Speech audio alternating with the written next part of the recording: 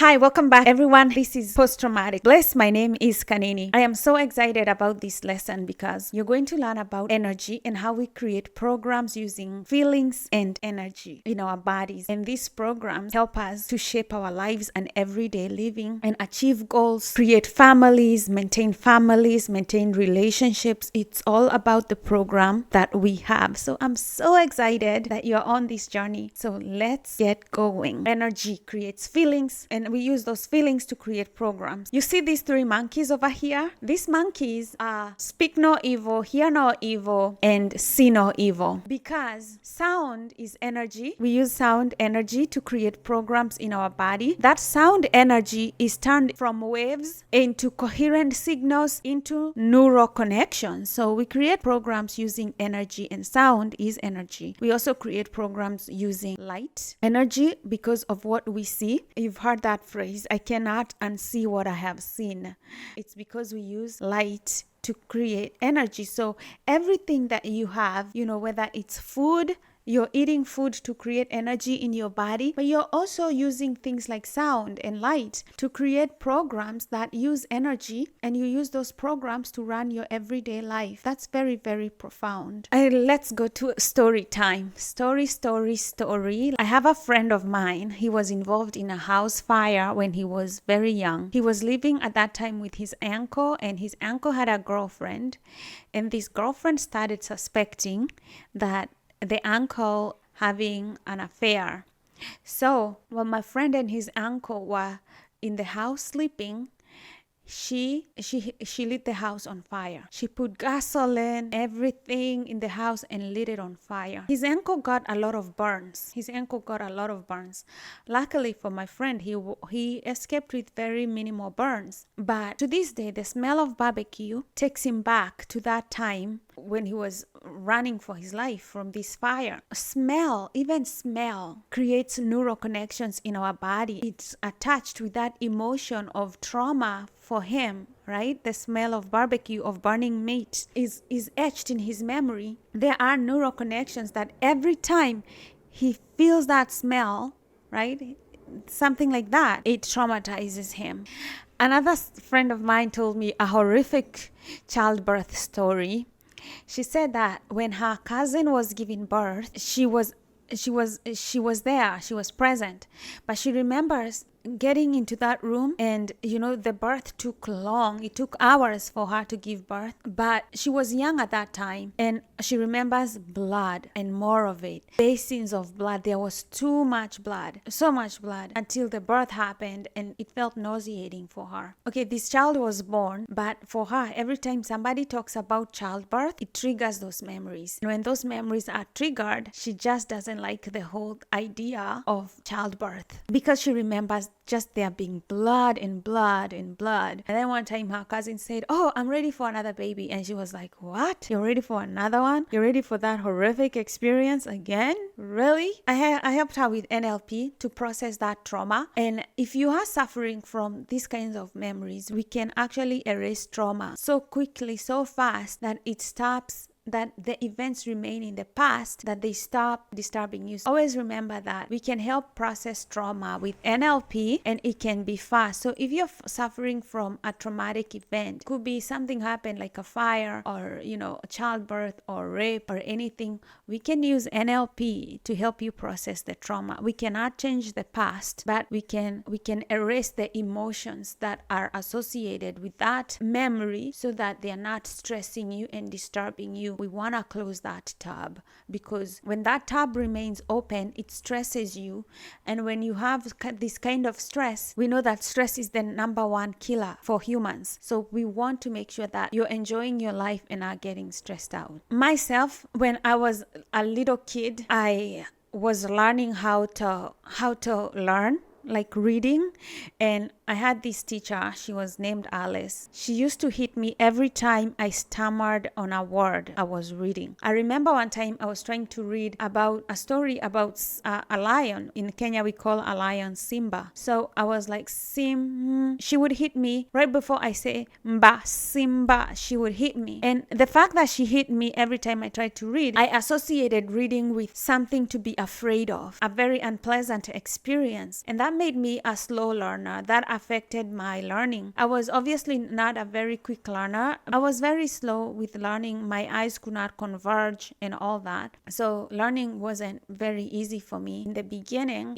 Her hitting me made it even worse and even harder for me. It didn't make things easier. It associated it with pain and fear, and those are not motivating emotions. These days I try to read in a place like a coffee shop where I feel more relaxed. I'm now beginning to read in the library. I used to hate reading in the library, and sometimes I put on some music, some soothing music to help me associate reading with better emotions. Adults that hit. I had a friend whose father was very, very abusive, used to hit him all the time, and that caused a lot of pain, especially because the father was a narcissist and he has never apologized for ever beating him or hitting him when he was younger. That relationship has not been repaired, and when there is unforgiveness, that's an open tab. This horrific event has not been processed and closed, so that chapter hasn't been closed. That's a source of stress. Strenuous relationship with your parents can be very, very traumatizing. So again, here we see trauma because coming through one of our five senses, which is touch, right? You can either give somebody a hug or you can smack them, and they are going to associate that emotion that you give them with your action, and then they are going to store it with their neurons. They're going to store that information somewhere in their head, and it's going to stay there. And the more they see you, the more they associate you with. They remember these events. Be very, very careful about the kind of energy that you're giving people, because we learn through emotions. People rarely remember what you did for them, but people will remember how you made them feel, because we learn through feelings, and that's how we recall things, through feelings. This can even make you a good teacher if you understand this, that we learn through feelings. When you know that we learn through feelings, you know when to motivate your children, especially to achieve goals. You know when to warn them about something that has unpleasant results in life. You can associate it with bad feelings. You don't have to hit them. Like I know some parents who show kids movies that have the lessons that they want those children to learn, because movies have a lot of feelings. So we do learn through feelings, and feelings are important. We talked about unresolved trauma being like open tabs, like open computer tabs. And what we all know that when you have so many tabs on your computer that are open, they tend to slow the computer down because they are taking up energy from the other programs that are being utilized. The same happens with your mind. Your nervous system is your system of energy. So when you focus on something, you're giving it energy, attention, thought, all this, you're putting your time and energy into it. So when you're putting a lot of time into the past, into the traumas, things that are unresolved, things that happen, they take up a lot of space and energy in your body, and you need to close those tabs. That's why we have NLP, and even sometimes talking can help you. I know a lot of people like download a lot of information because they want to talk and talk and talk. But when I was doing NLP, I realized actually I did not need to talk to my therapist, my NLP therapist, for hours and hours so that they can get to know what's wrong with me, because they already know that this is unprocessed trauma. And what NLP does basically processes the trauma that you have so that you close down those programs that are open. We shut them down for you. If you want, always know that I have an offer for 10 NLP classes. That should be enough, depending even on how much pain you've gone through. That should be enough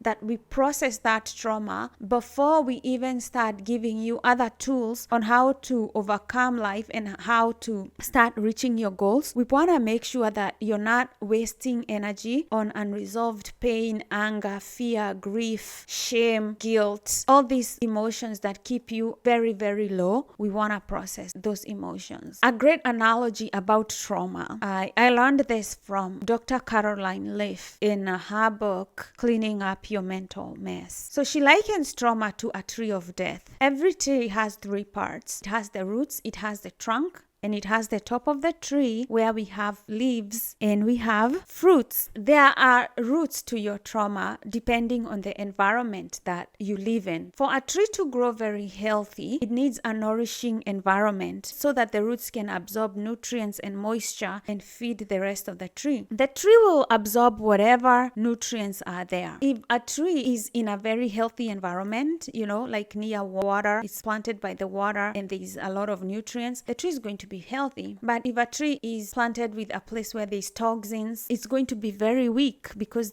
it's going to absorb a lot of toxins that are going to kill the plant. The level of the environment, the soil, the moisture, how fertilized the soil is affects how healthy the tree is going to be. So think about your childhood as your roots, the environment you grew up in. What did you absorb? What kind of emotions did you absorb? A lot of people, when we grow through trauma, for me, I remember living in an environment where I was constantly afraid and anxious, especially on Mondays, because I knew the teachers would be there, they would be beating us. I was constantly undernourished. I remember in my childhood being very, very hungry. There was a lot of chaos in the environment I grew up in. You need to see how that environment was. There were some other great things that I liked about the childhood that I was in. Yes, the environment was difficult, but there was always kids around me. So I never felt like I was going through this all by myself or I was lonely. I never had that feeling I had when I was much older. So there was other things that made me who I am also in that environment. I became empathetic. I learned how to work hard, to read books. There was a lot of things in that environment that were great, that also shaped who I am today. So it wasn't all bad, but the good things that happened are the ones that have helped me in my life so far. The bad things have been the ones that have been kind of pulling me behind because it has been very hard for me to get over them. So look at your environment and see what challenges that you got from that environment. The second part of the tree is the trunk. And this is your emotional signature. The trunk of the tree is your emotional resilience. If you know the trunk of the tree, a lot of things happen to it. Insects, bugs, bacteria, all of them attack this trunk of the tree from when the trunk is very young. When the tree is very young, the insects, the environment, the wind, they're all trying to break this tree. If the tree is not strong enough, if the tree is not resilient enough, the bugs are gonna eat it out, or it's going to fall from the wind, or some bacteria is going to, destroy this tree because the trunk really needs to be resilient. Even I see birds pecking at the tree. Trees, they need to survive too, so they have to be very, very resilient. When you are growing in an environment where it's strong, you are emotionally taken care of, you're loved, your physical needs are met, you're assured, you get an education, people love you. When you have a problem, you can easily talk to your parents, no problem. Then you're more resilient to life. You're more strong. When things happen, you have a place to fall back to. You can fight another day. Some people don't even make it because they don't have anywhere to go.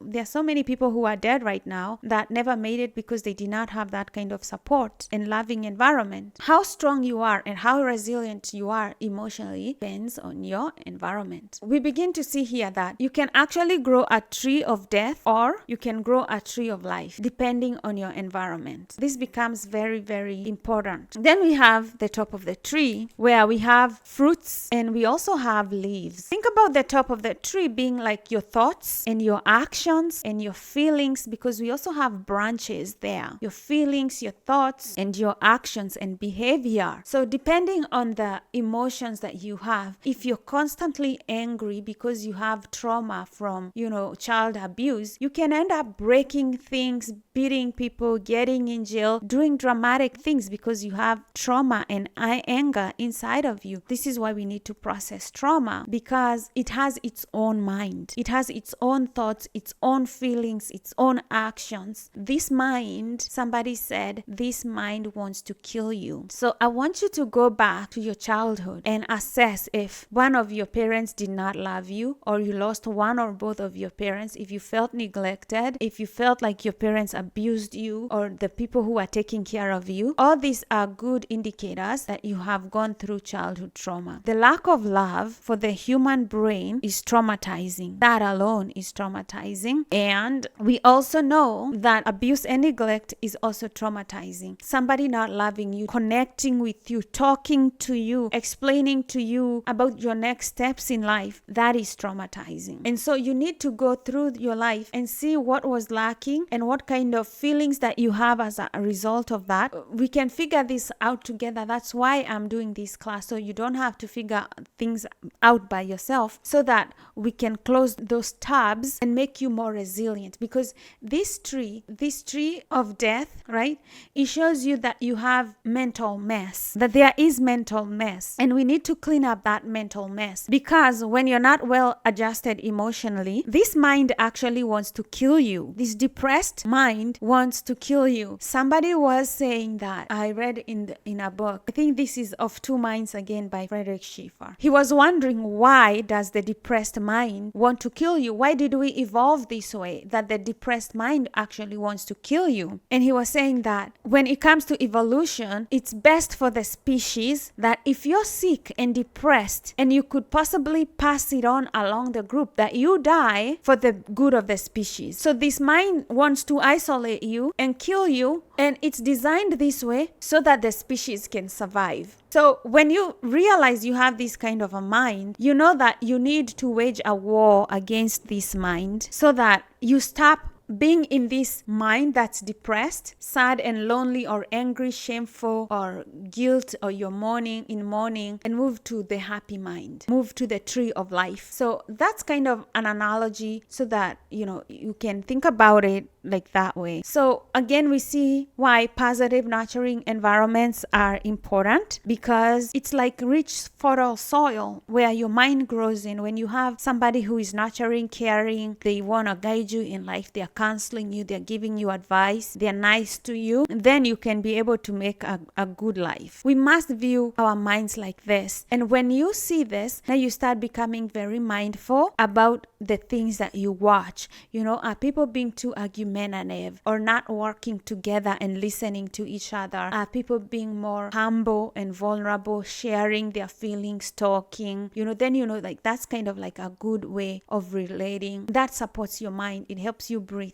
like feel like you're breathing. So these are the kind of environments that you want to seek, where you feel supported, where you feel loved, like people want to connect with, people respect you, they love you, and they encouraging. You want to seek these kind of supportive, nurturing, positive environments. The number one thing you do is like you want to identify the roots of your programs. Then we can see how healthy and resilient your mind is. If you feel like you have chaos in your mind because you grew up in a chaotic environment, you have too many open tabs, they are confusing you, they are draining you. One big symptom when you know that you are coming from a childhood trauma, you will find that you are very easily tired and fatigued. I noticed that with me. And also I noticed that I had a lot of mess. It was very hard to keep like on a program and to be consistent with things. So because of all the chaos and the open tabs in my mind, we can distort and remove negative programs in your mind using NLP, and then we can start creating a new environment where a new mind can grow. When you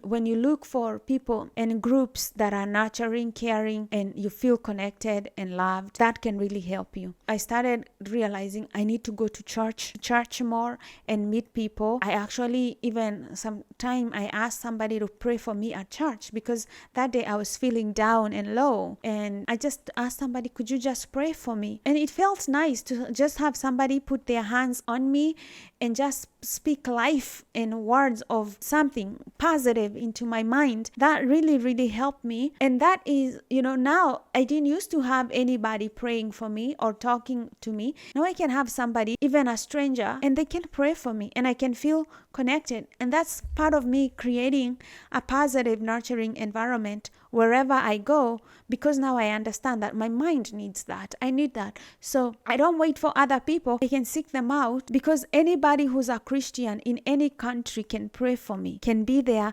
But it's something very encouraging. And now I understand why when we go through the Christian ministry to help people and encourage them, we are passing on this positive energy with with our words, with our actions, with what we bring them. We are passing on this positive energy, and that's why I feel like the greatest commandment from Jesus, being love, speaks to me so much, because it creates a positive mind. It creates a healthy environment for the mind to thrive and grow instead of living in fear, shame, guilt, all that. So we can change bad programming into good programming.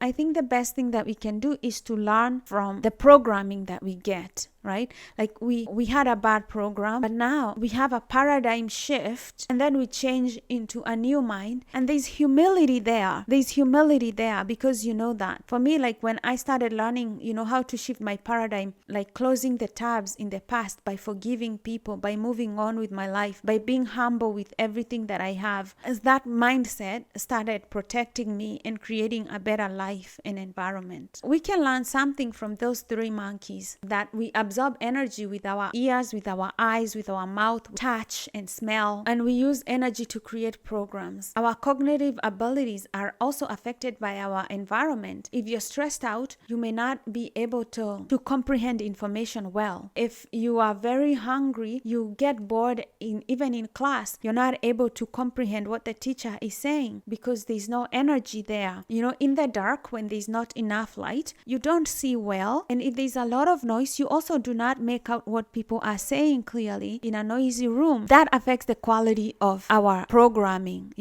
So you can see how a negative environment can actually affect you. If your parent was constantly shouting or screaming, or you're being hit, it affects your ability to concentrate, to learn, to do things, because the mind needs to be calm. Stress is really very terrible for the brain. Again, stress will juice up your brain. Stress is by far the number one killer. Prioritize living in a loving, caring environment. Luckily, we now know that your stress is just a program because of all this programming in chaos.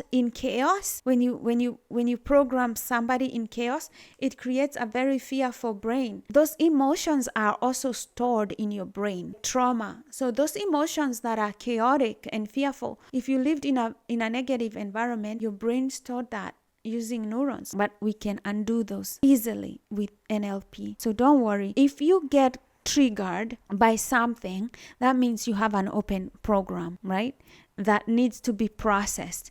So I got triggered one time when I was working, and my environment changed. Our working environment, a new boss came, and she started micromanage everybody. That triggered me some memories from my childhood where I was living in this environment that I did not like, and that forced me to quit my job immediately without even asking. And I was earning a lot of money. So I got triggered. Yes, I got triggered because of trauma in childhood. And this is why you see that these traumas can actually hold you back. They can hold you back.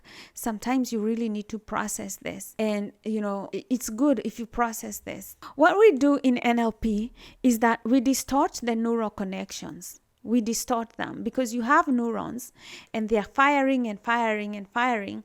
We can always distort them, especially if they are associated with trauma and feelings that traumatize you, those open. We want to distort that signal because, as you can see here, neurons have a pattern. Your memory, everything that you have, your trauma is arranged in a pattern. And that pattern, that's the pattern that's traumatizing you because they keep firing and firing and firing. So if we can put a break on any one of this or connect it with something else, we can change how you experience that event in the past. And so that it's no longer painful. We cannot change the past, but how you experience it and feel about it, the emotions that you feel can change. I do offer NLP classes. I usually charge like $3,000 for 10 classes. We can talk about how you want to go about your NLP classes. We can talk about it, and 10 classes should be enough. Process a lot of trauma for you so that you can close those open stressful tabs, because let me tell you, stress is the number one killer of humans. You want to close these tabs. So I will end things here. And in the next video, we are going to see about stress and why stress is the number one killer and how it kills and why it's important for you to actually avoid stress at any cost. Thanks again for watching this video. Again, my name is Kanini. You can follow me on Facebook at Monica Kanini, on Instagram, Monica Kanini 1, and on TikTok and YouTube, you can follow me at Post Traumatic Bliss. Thanks again for tuning in to Post Traumatic Bliss. Again, my name is Kanini, and until next time, may God bless you.